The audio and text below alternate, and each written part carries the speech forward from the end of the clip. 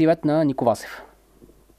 Добър вечер на слушателите на Радио Варна. И на от другата страна, благодаря ти. И на от другата страна. Разбира се, Death Metal Bulgarian Fans. Нико Васев е много активен в тази група и въобще в българската underground сцена. Който не знае, затова ги казах тези неща, за да запознаем хората с теб и твоята личност. И между другото, се занимава много с кукери. Нали? В последно време, да, в последните няколко години. Да, какво те въвлече при тях?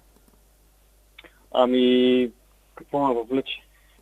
Може би още от рано детска възраст баща ми ме водеше много често по кукерски фестивали и може би това е нещото, което ми е останало като дете и от тогава постоянно ходя нагоре-надолу, занимавам се даже с фотография.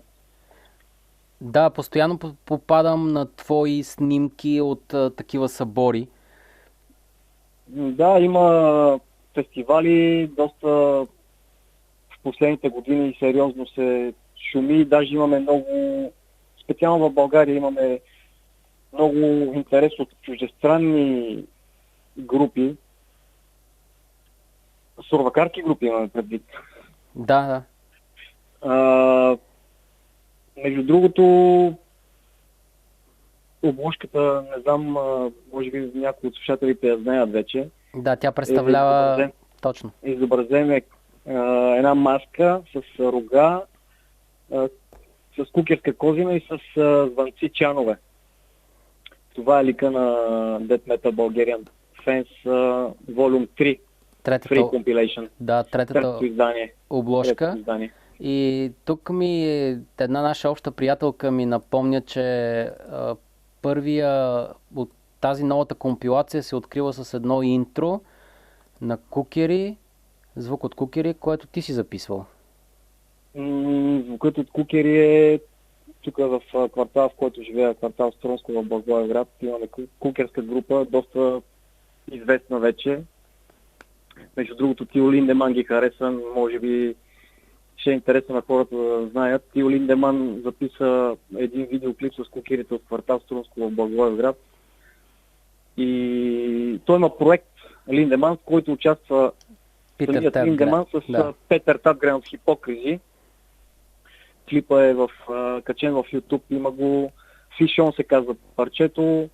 Уникална работа. Щом той се е вдъхновил от кукерите и е взел да направи клип с тях, смятайте. Не знам, подочух, че ти си свързал, ти си направил връзката.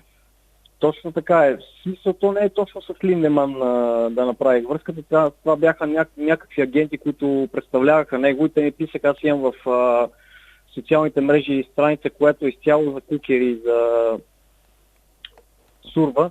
Реално там се свързаха техни, как се казва, пиар агенти или нещо от сорта. Не е директно с Линдеман.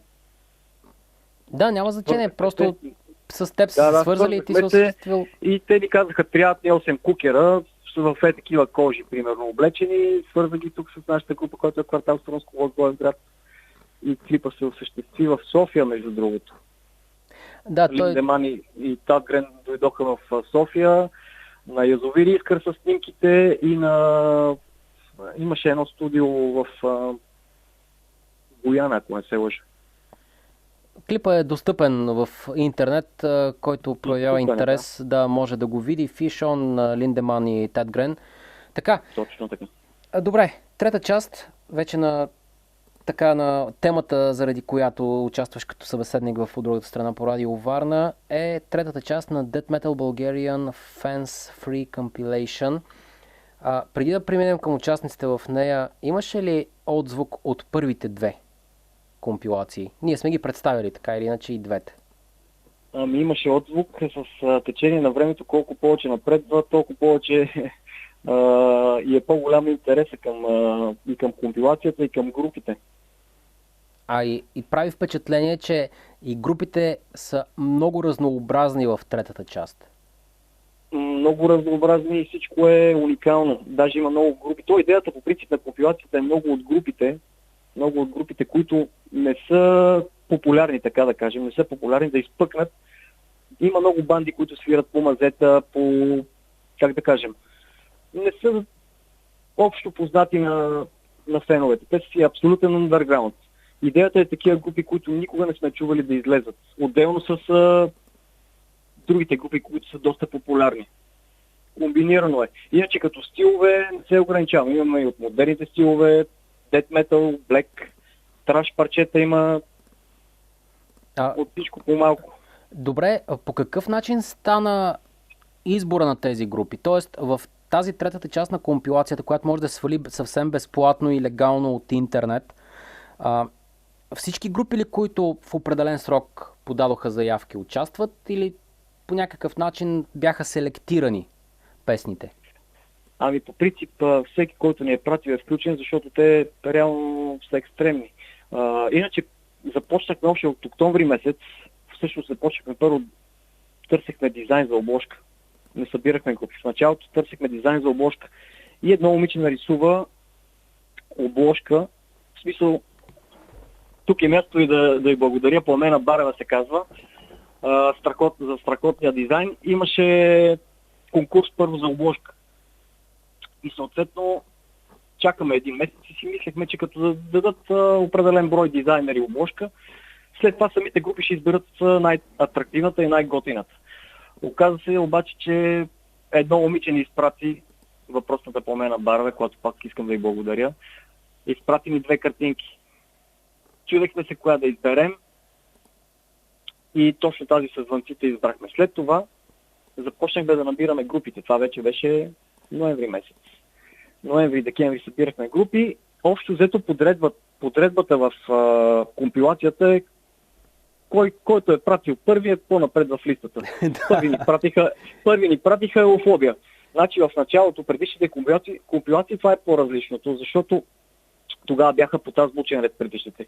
Но сега, който ни изпрати първи, е напред в компилацията. Първи ни пратиха Еуфобия и след това как са подред всичките групи. Изключвам интрото, защото интрото в по-късен етап го направиха и последното парче също е на една група от Кюстендил.